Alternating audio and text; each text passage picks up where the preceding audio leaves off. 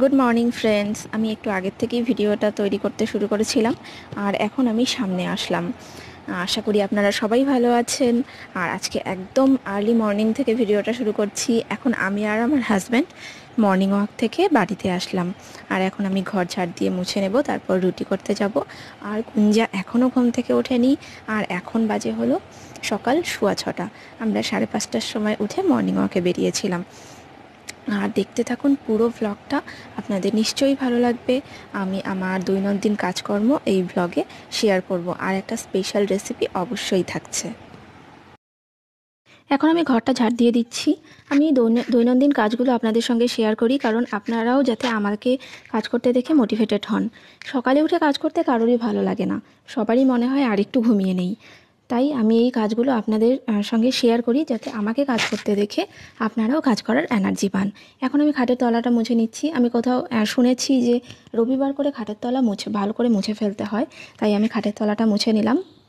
আর এখন আমি ঘরগুলোও মুছে নিচ্ছি। আমি আমাদের 3টা বেডরুমই মুছি। সবগুলো ঘর আমার পক্ষে মোছা সম্ভব হয় না, কারণ ব্যাক পেইন হয় আমার। আর এখন আমি 1 গ্লাস রুম টেম্পারেচারে জল খেয়ে নিচ্ছি। আমি ফ্রিজের জল খাই না। সকালবেলা খালি পেটে গরম জল খাওয়া উচিত, তবে আমার এত গরমের মধ্যে গরম জল আর খেতে ইচ্ছে করলো না। আমি রুম টেম্পারেচারের জলই খেয়ে নিচ্ছি। 1 গ্লাস জল খাবো এখন জল খেয়ে একটু মেডিটেশন করব।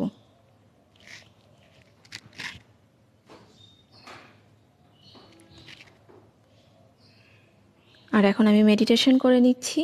মেডিটেশন করে নিয়ে আমি গ্র্যাটিটিউড প্র্যাকটিস করব। একবারেই বসেছি যাতে এই 3টা কাজ করে নিয়ে আমি রান্নাঘরে যেতে পারি। যেহেতু সকালবেলা সময়টাও কম থাকে, আর এই 3টে কাজের জন্য আমি 15 মিনিটের বেশি রাখতে পারি না। এখানে আমি ফাস্ট ফরওয়ার্ড করে দেখালাম। এবার আমি রান্নাঘরে চলে এসেছি। রান্নাঘরে আমি এখন তরকারি রান্না করব রুটির সাথে খাওয়ার জন্য।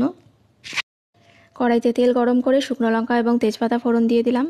সামান্য কালার চেঞ্জ হয়ে গেলেই এতে দিয়ে দেবো 1/2 চামচ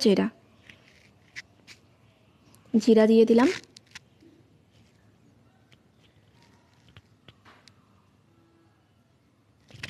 এবার জিরার হালকা কালার চেঞ্জ হবে। কালার চেঞ্জ হওয়ার সাথে সাথে আমি সোয়াবিনগুলো দিয়ে দিচ্ছি।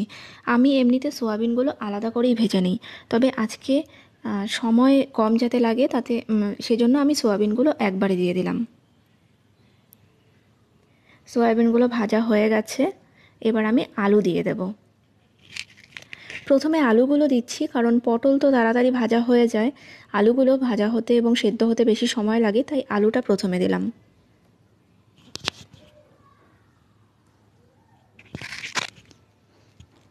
এখানে আমি পরিমাণ মতো লবণ এবং হলুদ দিয়ে দিচ্ছি।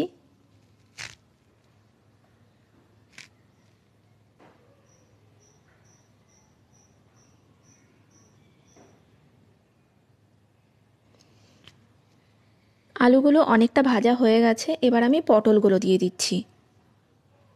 ভালো করে তেলের সাথে পটলকে মিশিয়ে দেব।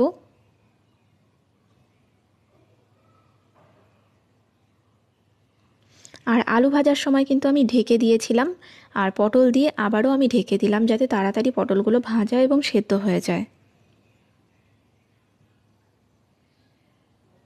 5 মিনিট পর আমি আবার নেড়ে দিচ্ছি তরকারিটা, এবং মশলাগুলো একসাথে দিয়ে দিলাম। এখানে আমি আদা, লঙ্কা এবং জিরা একসাথে দিয়ে দিয়েছি, এবং সাথে একটা টমেটোও আছে।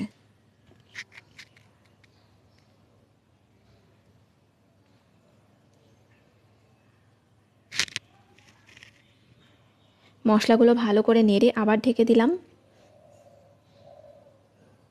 এবার তরকারিগুলো ভালো করে সেদ্ধ হয়ে গেছে, তাই এবার ঢাকা ছাড়াই কিছুক্ষণ নেড়ে চেড়ে আমি জল দিয়ে দিলাম। এবার ঝোলটা চাল হয়ে গেলেই তরকারিটা হয়ে যাবে।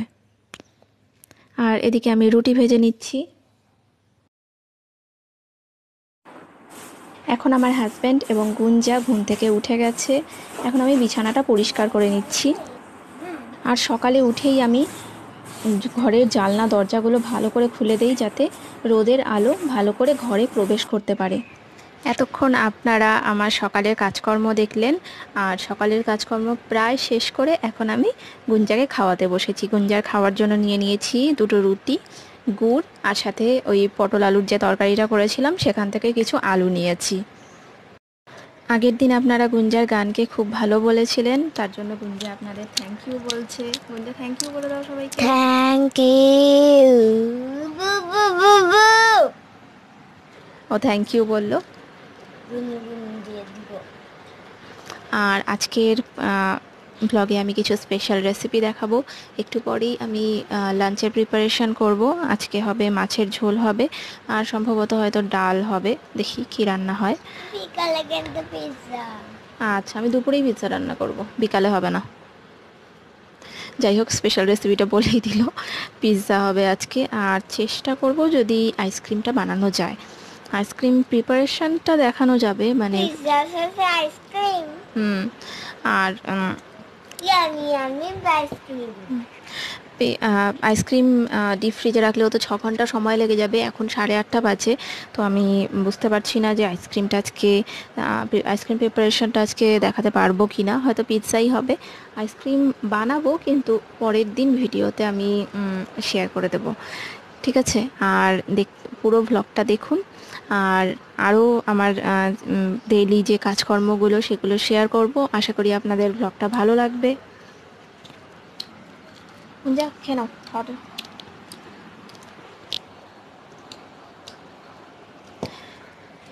গুঞ্জি এখনও নিজে খেতে সেভাবে পারে না। মানে রুটি খেতে পারে, আর রুটি খেলে পরে কি হয়, গুড় খেতে খুব ভালোবাসে। গুড়গুলো সব তাড়াতাড়ি করে খেয়ে নেয়। একটা মানে একটা রুটির টুকরোর মধ্যে মানে গুড়ই অনেকটা নিয়ে নেয়। তো গুড় তাড়াতাড়ি শেষ হয়ে যায়, রুটি শেষ হয় না, এরকম হয়ে যায়। ওই জন্য আমি খাইয়ে দেই।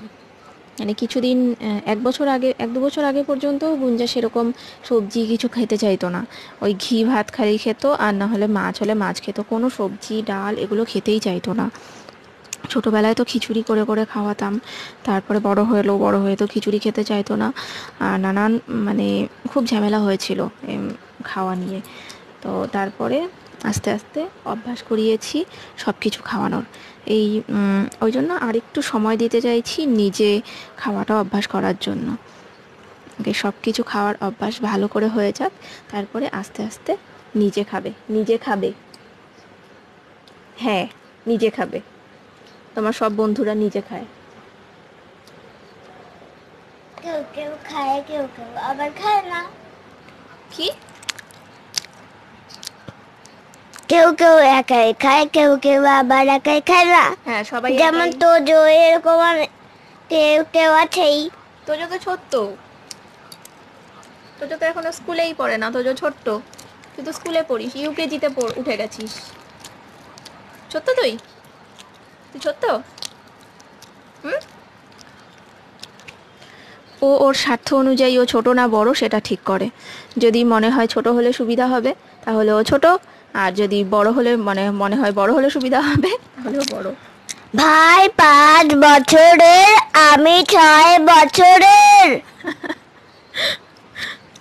এলকে জিতে পারে, বুঝেছ? ভাই এখনো স্কুলেই ভর্তি হলো না, এলকেজিতে পড়ে।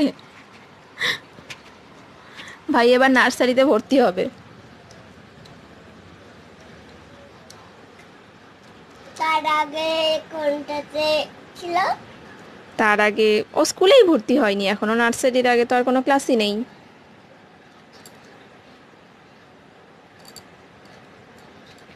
আর গুঞ্জার 6 বছরও এখনও হয়নি। এইবার মানে ফেব্রুয়ারি মাসের 10 ফেব্রুয়ারিতে ওর জন্মদিন। 10 ফেব্রুয়ারি হলে 6 পড়বে। তো আগেই 5 ওর এখন 5। ফেব্রুয়ারি 10 তারিখ। হ্যাঁ, তো নিজেকে 1 বছর নিজে থেকেই বাড়িয়ে দিয়েছে, ও 6 বছর বলে নিজেকে।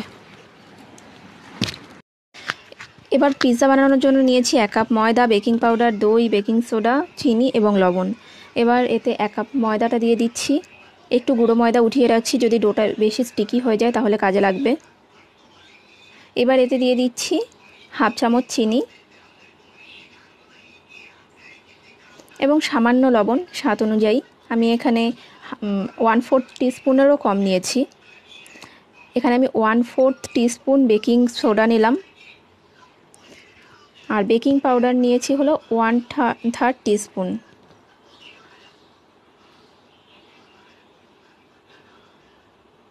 এবার গুঁড়ো ইনগ্রিডিয়েন্টসগুলো ভালো করে মিশিয়ে দিচ্ছি। আর ডোটা মাখা হবে দই দিয়ে। এখানে আমি জল ইউজ করব না, দই দিয়ে ডোটা মাখলে পিৎজাটা সফট হবে বেশি।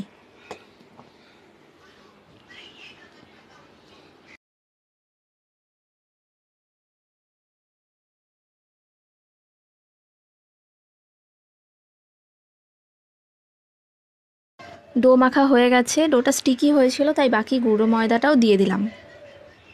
এবার ডোটা একদম তৈরি হয়ে গেছে। পিৎজার ডো একদম রুটির মতো শক্ত হয় না, অল্প নরম হয়।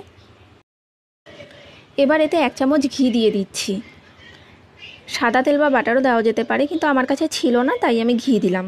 ঘি দিয়ে আরও 4-5 মিনিট মতো মেখেছি, তবে ডোটা সফট হয়েছে। আর কিছুক্ষণ রেস্টে রেখেছিলাম 5 মিনিটের মতন। এখানে আমি দুটো বল তৈরি করে নিয়েছি, একটা বল বেলে নিলাম। এবার একটা স্টিলের থালাতে ভালো করে ঘি ব্রাশ করে নেব। আমার কাছে ব্রাশ নেই, আমি হাত দিয়েই চারপাশে ছড়িয়ে দিলাম। তারপর পিৎজা যে বেলে রেখেছিলাম সেটা দিয়ে দিলাম। এবার ফোক দিয়ে এমন করে গর্ত করে দিচ্ছি।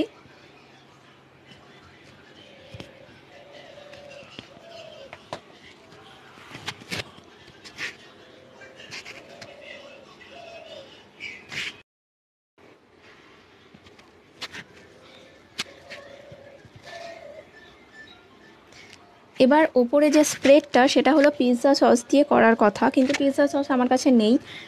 আপনাদের কাছে সেজওয়াইন সস থাকলে সেটা দিয়েও করতে পারেন, আমি এখানে টমেটো সস দিয়েছি। এবার ওপরে টপিংস দিচ্ছি লাল ক্যাপসিকাম, সবুজ ক্যাপসিকাম এবং পেঁয়াজ। এছাড়াও আরও অনেক কিছু দেওয়া যায়, ব্ল্যাক অলিভ, যদি আপনাদের কাছে হলুদ ক্যাপসিকাম থাকে তাহলে সেটাও দিতে পারেন। এবার আমি চিজ গ্রেট করে দিয়ে দিচ্ছি। একটা কড়াইতে লবণ নিয়ে এরকম একটা স্ট্যান্ড বসিয়ে দিলাম। এবার 10 মিনিট হাই হিটে গরম হতে দেব।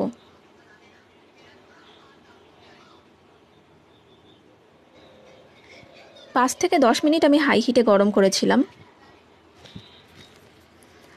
তারপর এই পিৎজার প্লেটটা দিয়ে মিডিয়াম ফ্লেমে 10 মিনিট রেখেছিলাম। দেখুন পিৎজা তৈরি হয়ে গেছে। ইস্ট ছাড়াই কিন্তু এই পিৎজাটা আমি তৈরি করলাম। আর খেতেও খুব ভালো হয়েছিল, গুঞ্জাও খেয়েছে।